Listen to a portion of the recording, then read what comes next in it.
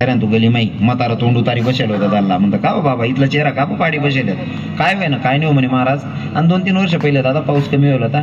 म्हातारा म्हणे काय नाही म्हणे महाराज येरले पाणी नाही म्हणे काय करू चित लागत नाही म्हणे. म्हणतो तुम्ही येरले नाही हो गाव मग 75% येरीसले पाणी नाही इथलं का पण टेन्शन लिहिरा ना नाही म्हणे महाराज येरले पाणी नाही. अहो म्हणतं जाऊ द्या ना 80% लोकच नाही येरीसले पाणी लिहिरा ना नाही म्हणे महाराज आपली येरवालानी आटी राहिली नाही म्हणे साधं. म्हणजे दुसरानी येर स्वतःनी येरमा थेंबर पाणी नाही यानं दुःख नाही त्याले पण यांनी आटी राहिली नाही या माव नाराजी. मग असं जर जीवन होईन तर मला सांगा आपण सुखी राहतो का. भाव पहिले बदली टाका इथला चांगला भाव ठेवा. कोण वैर आहे ना त्यानं नशीब मा चांगलं होई त्यानं चांगलं वैर आहे ना त्याला चांगलं देखाना आनंद ठेवा. तुम्ही नजर जर चांगली राहिली ना मी व्यासपीठवर शपथ लिहिन सांगस तुमनं भगवान बी वाईट करावं नाही. हा म्हणून करम तेरे अच्छे तो किस्मत तेरी दासिया करम तेरे अच्छे तो किस्मत तेरी दासिया और नियत तेरी अच्छी तो घर में मथुरा कासिया.